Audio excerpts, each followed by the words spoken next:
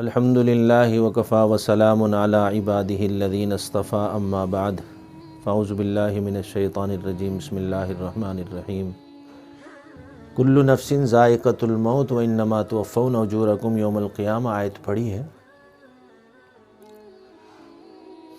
ہر انسان کو مرنا ہے،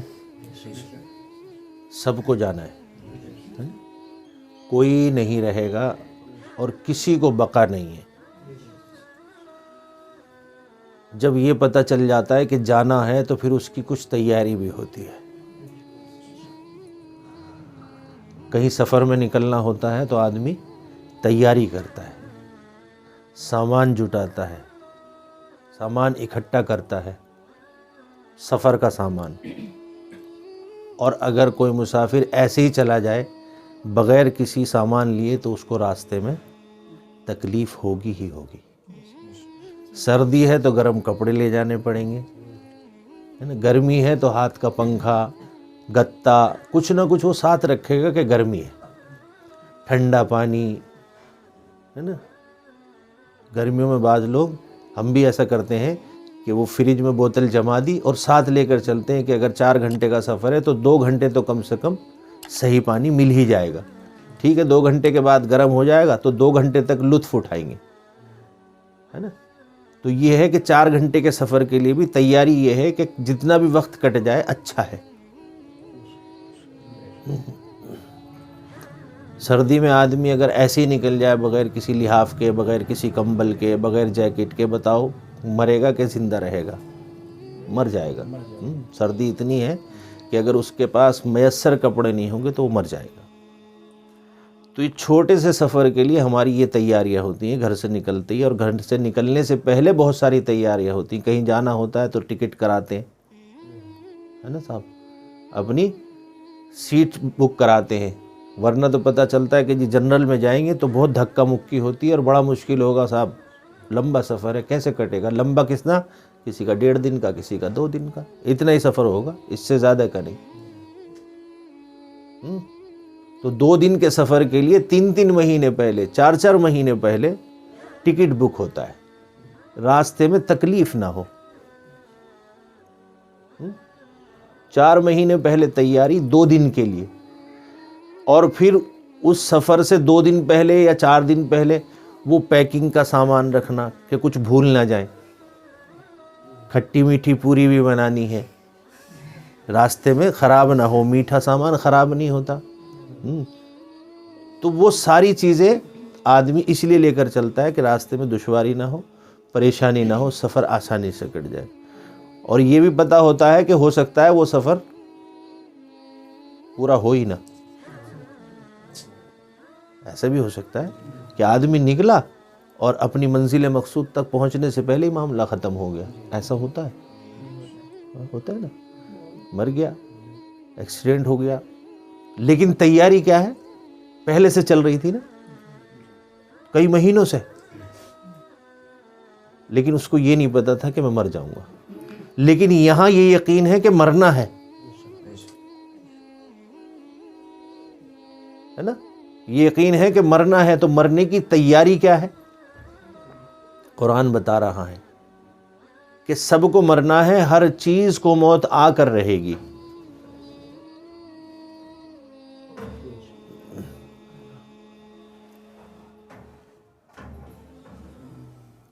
بیٹھ جاؤ۔ کل نفس ذائقۃ الموت، ہر چیز، ہر جاندار چیز، بے جان چیز جو دنیا میں پیدا ہوئی ہے اس کو ایک دن فنا ہونا ہے، ختم ہونا ہے۔ کل نفس ذائقۃ الموت، اور اس کو موت کا ذائقہ چکھنا ہے۔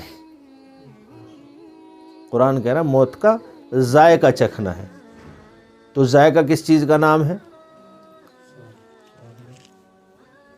سواد، ہے نا جی، سواد، کھٹا، میٹھا، کڑوا، پھیکا، کچھ نہ کچھ، کسی نہ کسی چیز کا ذائقہ ہوتا ہے۔ تو اسی طریقے سے قرآن نے بتایا کہ موت کا بھی ایک ذائقہ ہے۔ اللہ کہہ رہے ہیں کہ یہ بھی ایک ذائقہ ہے، خالی ایسے نہیں کہ مرنا ہے، بلکہ ایک ذائقہ چکھنا ہے۔ کل نفس ذائقۃ الموت، جانور بھی مرتا ہے، وہ بھی اس کا ذائقہ چکھتا ہے۔ اب وہ کڑوا ہے یا میٹھا ہے، یہ تو مرنے کے بعد پتہ چلتا ہے آدمی کو۔ جب مر رہا ہوتا ہے اس وقت پتہ چلے گا کہ کڑوا ہے کہ میٹھا ہے۔ اور اب یقین ہو گیا کہ مرنا ہے، ذائقہ چکھنا ہے، تو دعا یہ کرنی ہے کہ اے اللہ ہمیں وہ ذائقہ میٹھا عطا فرمانا۔ ہم یہاں کیا کرتے ہیں، میٹھا میٹھا ہی تو اچھا لگتا ہے، کڑوا کوئی کھانا پسند کرتا ہے؟ نہیں نا۔ جس چیز میں کوئی ذائقہ نہ ہو اسے کھانا پسند کرتے ہیں ہم؟ نہیں، خریدتے بھی نہیں۔ اگر پتہ چل جائے کہ یہ سامان پھیکا ہے، پتہ چل جائے یہ پھل پھیکا ہے تو نہیں خریدتے، چاک کر خریدتے ہیں، پہلے تھوڑا سا کھا کر دکھاؤ بھائی یہ میٹھا ہے کہ کھٹا ہے نا۔ تو میٹھا خریدتے ہیں اس وجہ سے کیونکہ ہماری جیبھ جانتی ہے کہ میٹھے کا ذائقہ کیا ہے، اور میٹھا ہی پسند بھی ہے نا۔ اور اگر غلطی سے کوئی کڑوا آ بھی جائے تو ہم کیا کرتے ہیں، پھینک دیتے ہیں، ہے نا۔ تو ہماری جیبھ کو بھاتا نہیں ہے وہ۔ لیکن موت ایک ایسی چیز ہے کہ اس کا ذائقہ ہر انسان کو چکھنا ہے، اور میٹھا ہوگا کھٹا ہوگا یہ مرنے کے وقت پتہ چلے گا۔ تو آگے فرمایا کہ کل نفس ذائقۃ الموت وانما توفون اجورکم یوم القیامہ فمن زحزح عن النار۔ آدمی جب مرتا ہے اس کے لیے اسی دن قیامت آ جاتی ہے۔ برابر سنتے نہیں کہ قیامت آئے گی، قیامت آئے گی، قیامت آئے گی، آئے گی نا۔ تو اس قیامت کو ہم اور آپ شاید نہیں دیکھ پائیں گے، ہے نا۔ اس قیامت کو ہم آپ نہیں دیکھ پائیں گے۔ اگر ہم اس چکر میں اپنے اعمال کو چھوڑ دیں کہ دیکھیں گے کیا ہوگا، دیکھیں گے کیسی ہوگی، تو پھر ہم سمجھ لو کہ ہم گمراہی میں جا رہے ہیں۔ انسان کو مرنا ہے، اور مرتے ہی اس کے لیے قیامت ہے، اس کا حساب و کتاب شروع ہے۔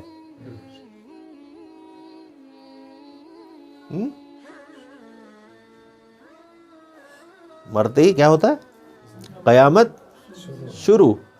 اب قیامت لاکھ سال بعد آئے، کروڑ سال بعد آئے، اللہ کا نظام ہے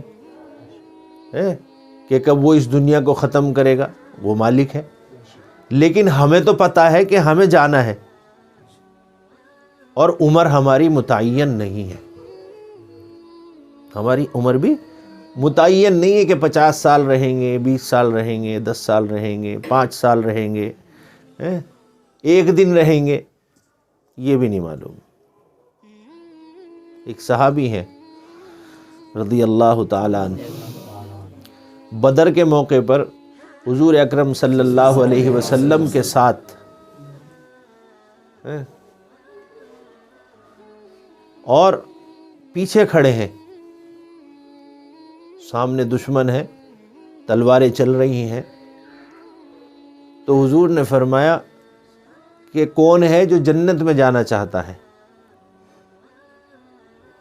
یہ صحابی آئے اور کہنے لگے اللہ کے رسول میں بھی جانا چاہتا ہوں۔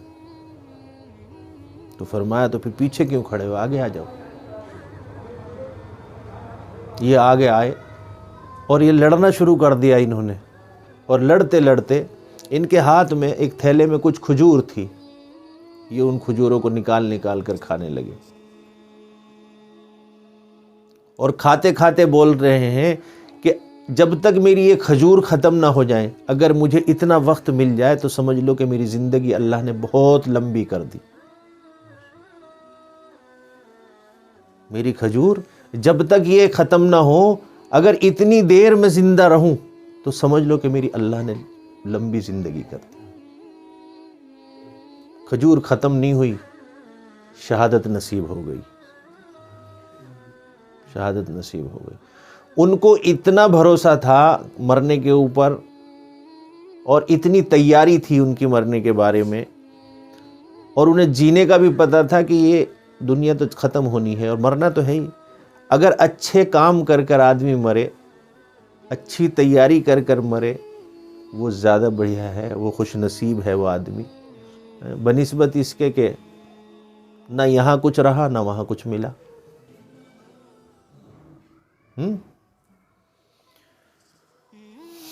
قبر کے اندر جب آدمی اتارا جاتا ہے یا اس کا موت کا وقت جب آتا ہے، وَإِنَّمَا تُوَفَّوْنَ أُجُورَكُمْ يَوْمَ الْقِيَامَةِ فَمَنْ زُحْزِحَ عَنِ النَّارِ، اچھا انسان وہ ہے، اللہ فرما رہے ہیں کہ اچھا انسان، اچھا آدمی وہ ہے جو اپنے آپ کو جہنم کی آگ سے بچا لے، بس۔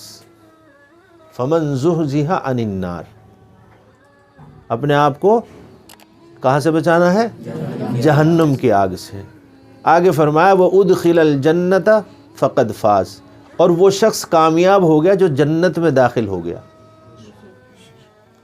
جب جہنم سے بچ جائے گا تو اب تو دو ہی چیز ہوں گی نا وہاں پر، جنت اور دوزخ، تیسری جگہ تو کوئی ہے نہیں۔ تو پہلے لفظ آیا کہ جہنم سے بچ گیا جو، تو ظاہر سی بات ہے پہلا نمبر جہنم کا اس لیے لیا کہ جب اس سے بچ جائے گا تو اب ایک دوسری جگہ ہے، یہ وہاں آرام سے چلا جائے گا۔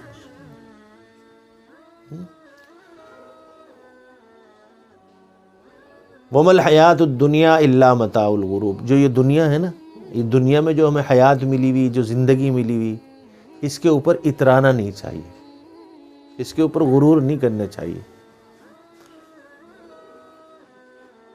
اللہ کی نافرمانی کرنے والا اپنا آپ کو غرور اور تکبر میں سمجھتا ہے کہ میں بہت بڑا کام کر رہا ہوں اس کی نافرمانی کر کر، یہ غرور ہے۔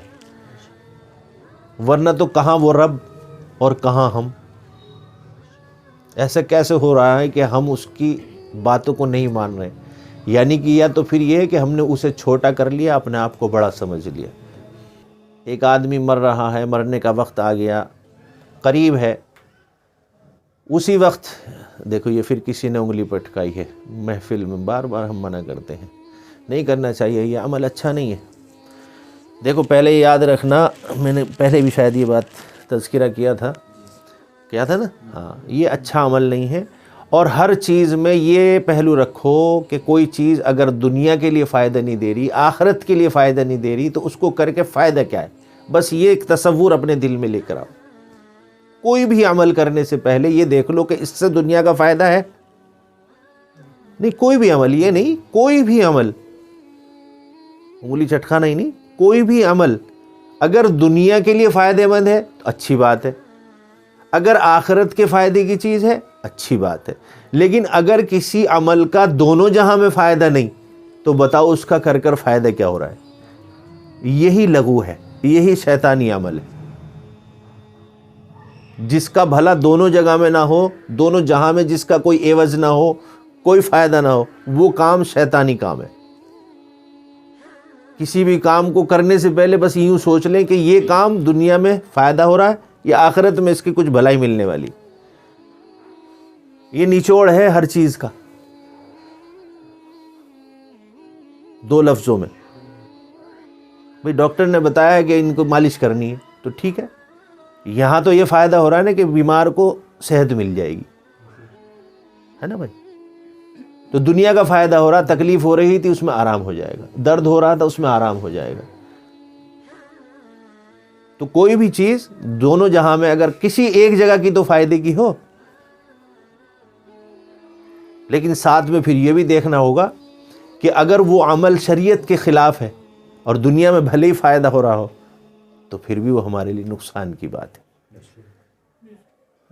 کیونکہ پھر وہ مسئلہ بھی تو آئے گا کہ شراب بیچنے میں بھی تو فائدہ ہے، کسی کی سپاری لینے میں بھی فائدہ ہے، تو دنیاوی فائدہ تو نظر آ گیا، تو وہاں شریعت دیکھنی پڑے گی کہ شریعت میں اس کا کیا حکم ہے، بس۔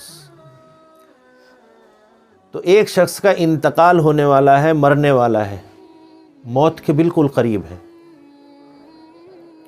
اس نے اس کے 3 بھائی تھے، ایک بڑا بھائی، ایک اس سے چھوٹا، ایک سب سے چھوٹا۔ اس نے اپنے بڑے بھائی کو بلایا موت کے قریب، کہنے لگے بھائی جان میرے پاس آؤ، اور دیکھو ہم ایک ساتھ رہتے تھے، ایک ساتھ بیٹھتے تھے، اب میرا موت کا وقت قریب ہے، اور ہمارے میں آپس میں محبت بھی بہت تھی، اور ہوتی ہے بھائیوں میں محبت۔ تو میرے بھائی میں آپ سے یوں کہنا چاہتا ہوں کہ آپ میرے ساتھ قبر میں چلنا اور میرے ساتھ وہیں لیٹنا، جس سے کہ جیسے یہاں رہتے تھے ایسے ہی وہاں رہا کریں گے۔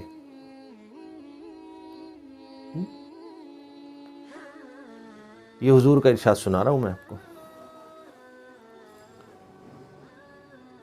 تو بڑے بھائی جان نے کہا کہ میرے بھائی دیکھو، یہاں رہنا الگ مسئلہ ہے اور وہاں جانا الگ مسئلہ ہے، میں یہ کام نہیں کر سکتا، بھلے ہی وہ الگ بات ہے، میں آپ سے بہت محبت کرتا تھا اور فی الحال بھی کرتا ہوں، لیکن قبر میں آپ کے ساتھ نہیں سو سکتا۔ اچھا بھائی، ہے نہیں یہی محبت ہماری؟ کتنا بھی پیارا کوئی ہو، کوئی سو سکتا ہے کسی کی قبر میں جا کے؟ نہیں سو سکتا۔ بھائی جان نے دوسرے بھائی کو بلایا، بڑے سے چھوٹے کو، اور اس کو گلے سے لگایا لیٹے لیٹے، اور کہنے لگا میرے بھائی آپ مجھ سے محبت کرتے ہو؟ کہنے لگا بہت زیادہ محبت کرتا ہوں، کہ دیکھو ہم نے ساری زندگی ایک ساتھ گزاری اور اب میرا موت کا وقت قریب ہے، تو میں چاہتا ہوں کہ تم میرے ساتھ میں قبر میں چلنا۔ اس نے جواب دیا، کہنے لگا دیکھ بھائی، میں محبت تو یقیناً کرتا تھا آپ سے، لیکن میں وہاں کا ساتھی نہیں ہوں۔ میں صرف اتنا تو کر سکتا ہوں تیرے لیے، تیرا دم نکل جائے گا، تجھے اچھی طریقے سے نہلاؤں گا، تجھے تکلیف نہیں ہونے دوں گا، اچھے قسم کا کپڑا ڈال دوں گا، اتنا تو میں کر سکتا ہوں، اس کے علاوہ میں قبر میں نہیں رہ سکتا تیرے ساتھ۔ عاجز ہو گیا دو کی بات سن کر، دو کی بات سن کر عاجز ہو گیا، چھوٹے بھائی کو بلایا، کہنے لگا میرے چھوٹے بھائی دیکھ، میں نے تجھے مارا بھی ہوگا، پیٹا بھی ہوگا، تو مجھ سے ناراض بھی ہوگا، ایک تو یہ ہے کہ تو مجھے معاف کر دے، اور تجھے پتا ہے کہ میں تیرے بنا رہ نہیں سکتا تھا، ایک منٹ کے لیے بھی، کہیں بھی جاتا تھا تجھے ساتھ لے کر جاتا تھا۔ چھوٹے بھائی کی آنکھوں میں آنسو آئے، کہنے لگا بھائی جان بات تو ٹھیک ہے، لیکن دراصل یہ ہے کہ جہاں آپ جا رہے ہیں وہاں کے ہم ساتھی نہیں ہیں، وہاں کے ہم ساتھی نہیں ہیں، وہ سفر آپ کو اکیلے ہی طے کرنا ہوگا۔ اللہ کے رسول نے یہ واقعہ سنایا، صحابہ سے پوچھا کہ بات سمجھ میں آئی کچھ؟ صحابہ نے عرض کیا کہ اللہ اور اس کا رسول زیادہ بہتر جانتا ہے، ہماری سمجھ میں بات نہیں آئی۔ حضور کا ارشاد ہے، اللہ کے رسول نے فرمایا کہ وہ جو 3 بھائی تھے، وہ اس کے بھائی، وہ بھائی نہیں ہے جو ہماری سمجھ میں آ رہے ہوں گے یہاں بیٹھے ہوئے جو ساتھی ہیں۔ اس کا پہلا بھائی اس کا مال تھا، پہلا بھائی اس کا مال تھا، جو اس کے ساتھ میں تھا، جو اس نے کمایا تھا، یا اس کے باپ دادا نے اس کو ورثے میں دیا تھا۔ کہ مال صرف جب تک انسان زندہ رہتا ہے، جب تک اس کے کام آتا ہے، لیکن قبر میں کسی کو نہیں دیکھا کہ کوئی مال لے کر جاتا ہے، یا کسی کا مال دفنایا جاتا ہو قبر میں، کہنے کہ صاحب ان کا کوئی وارث نہیں ہے، چلو اس کو قبر میں ڈال دیا جائے، ایسا بھی نہیں ہوتا۔ کمال تو یہ ہے، ایک تو یہ ہوتا ہے کسی کا کوئی وارث ہو، چلو اس کے حصے میں چلے جائے گا، ایک یہ ہے کہ اکیلا کوئی آدمی، ایسے بہت سارے لوگ ملیں گے آپ کو، پورا پریوار ختم ہو گیا، ایک آدمی رہ گیا اور وہ بھی ختم ہو گیا، تو دیکھا کسی نے کہ اس کی اشرفیاں، اس کا بینک بیلنس کسی نے کہا کہ اس کی قبر میں دفنا دو؟ نہیں، کہ مال جو ہے صرف زندگی کا ساتھی ہے، مال صرف جیتے جی کا ساتھی ہے، وہ کہتا ہے کہ چلے جاؤ بھائی، میرا آپ سے کوئی واسطہ مطلب نہیں، میری کوئی دوستی نہیں ہے، اور میں وہاں جا کے کروں گا کیا؟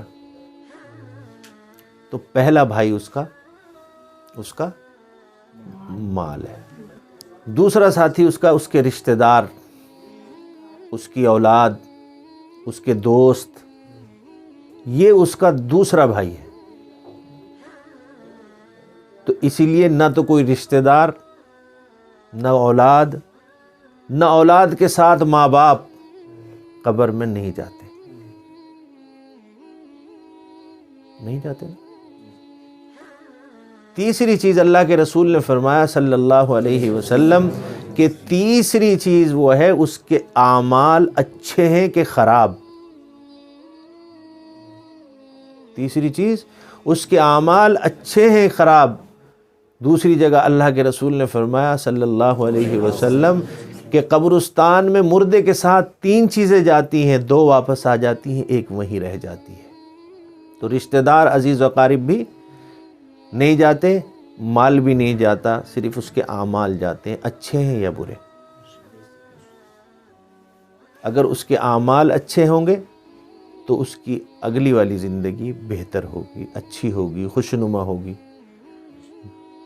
جس کے اعمال برے ہوں گے تو ظاہر سی بات ہے کہ اس کا اگلا سفر اب پریشانی کا شروع ہو جائے گا۔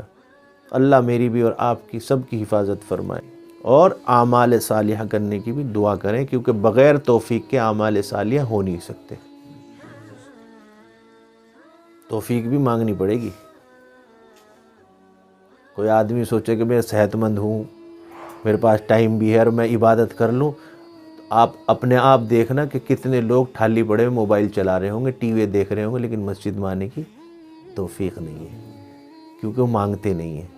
اور جب وہ مانگتے نہیں تو اس کو ضرورت نہیں ہے۔ لاپرواہوں کی، بدتمیزوں کی اس کو پرواہ نہیں ہے۔ جب یہ میرے سامنے جھولی نہیں پھیلا رہا تو میں اسے اپنے سامنے کیوں لے کر کھڑا کروں، کیوں لاؤں اسے میں۔ ایک مسافر چلا جا رہا تھا، دہلی کا ہی واقعہ ہے، راستے میں دیکھا کوئی مسافر ہے، ساتھ ہو لیا اس کے، اتفاق کی بات کہ وہ مسافر مر گیا، 2 آدمی صرف، ایک مر گیا تو اب ایک نے سوچا کہ بھئی اب مجھے ہی کرنا پڑے گا اس کا کریا کرم، دفن مجھے ہی کرنا پڑے گا اس کو، آس پاس کوئی آبادی نہیں۔ یہ اکبر بادشاہ کے دور سے پہلے کا واقعہ ہے ہندوستان کا۔ تو اس نے اس کو دفن کر دیا اکیلے نے۔ اب وہ جب دفن کیا، اتفاق کی بات کہ اس کے جیب میں اشرفیوں کی تھیلی تھی جس نے دفن کیا۔ اب وہ دفن کر کے چل دیا، اب تھوڑی دور جا کر دیکھا، کہنے لگا بھئی میری اشرفی کہاں ہے؟ وہ واپس آیا، کہنے لگا لگتا ہے قبر میں رہ گئی، گر گئی۔ تو آج کل تو لوگ جب کسی کو دفناتے ہیں نا تو وہ موبائل سنبھال کے رکھتے ہیں کہ گر نہ جائے، پکڑا دیتے ہیں دوسرے کو، پرس ورس بھی پکڑا دیتے ہیں، لیکن کئی مرتبہ غلطی ہو جاتی، نہیں یاد رہا تو گر جاتا ہے۔ تو خیر چھوٹی موٹی چیز ہوتی ہے تو آدمی چھوڑ بھی دیتا ہے، کہنے لگا چلو چھوڑو، گر گیا تو کوئی بات نہیں، موبائل گرا ہو تو اور اچھا نہیں، کہ چلو بات ہوتی رہے گی۔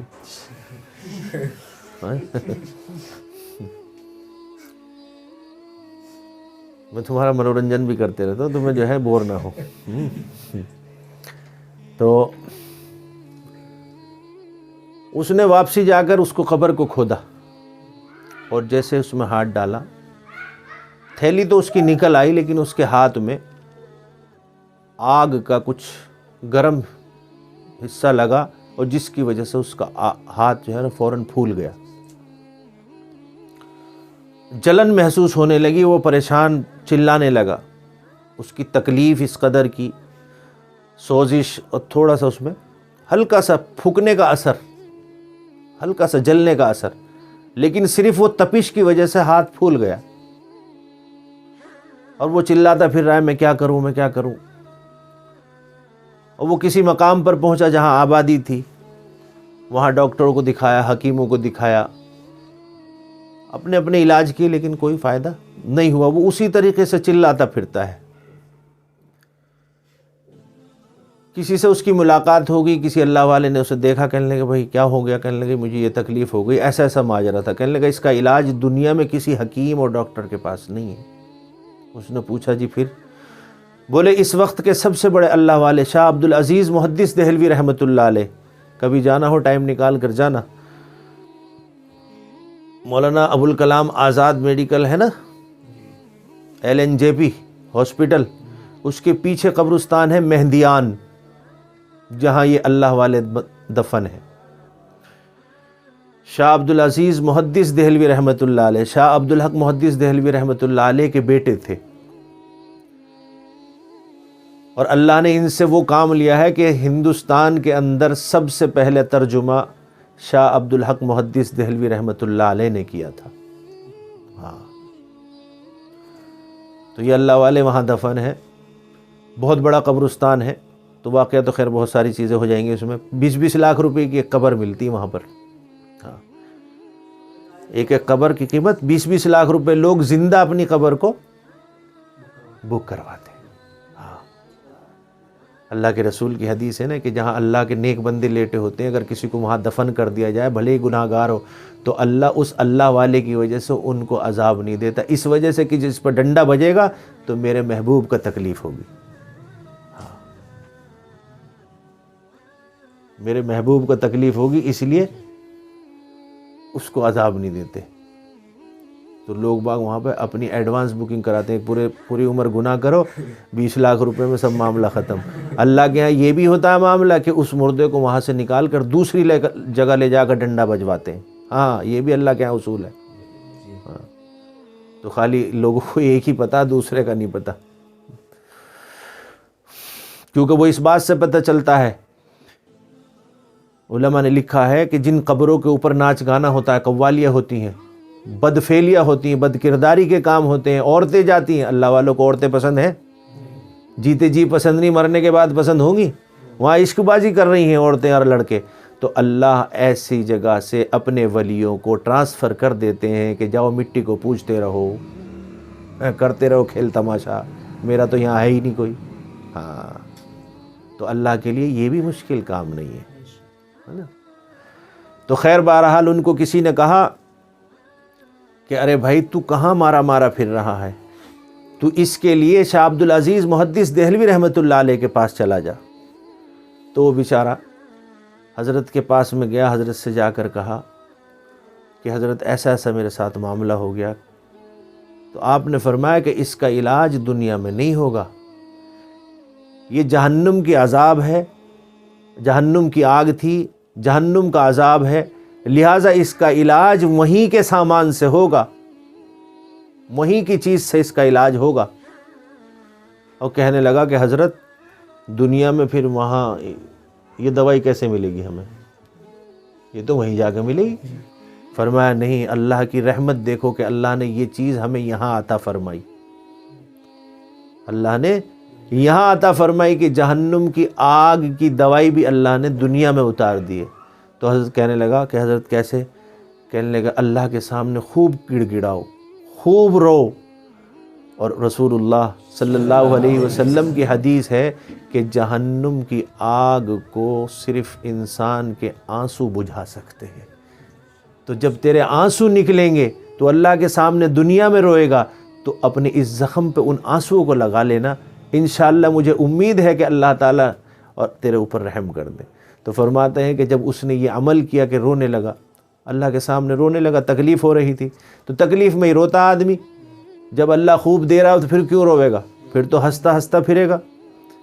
تو روتا تھا اور اس کے اوپر اپنے آنکھ کے آنسو لگاتا تھا۔ چند دن کے بعد اللہ نے اس کو چھٹکارا نصیب فرما دیا۔ تو یہ جیتے جی ہمارے لیے سبق ہے کہ ہم اس آگ کو بجھوا سکتے ہیں یہیں پر آنسوؤں کے قطروں سے، آنسوؤں کے قطروں سے ہم یہیں بجھوا سکتے ہیں اس آگ کو، یہ ہمارے اختیار میں، اللہ نے یہاں ہمیں اختیار دیا ہوا ہے، مرنے کے بعد یہ اختیار ختم ہو جائے گا، لے لیا جائے گا، اور مرنے کے بعد آنسو نہیں آئیں گے، پھر تو لوگ روئیں گے، لوگوں کے آنسو ہمارے کسی کام کے نہیں۔ دنیا روئے میرے لیے، مجھے کیا فرق پڑے گا، تو میرے تو اعمال کام آئیں گے۔ تو زیادہ سے زیادہ اچھے عمل کرنے کی توفیق ملنی چاہیے اللہ کی طرف سے، اللہ سے اس طریقے سے توجہ کے ساتھ دعا مانگنی چاہیے، اور نماز کی پابندی تکبیر اولیٰ کے ساتھ، پھر دوبارہ سے کہہ رہا ہوں، تکبیر اولیٰ کے ساتھ۔ تکبیر اولیٰ سمجھتے ہیں؟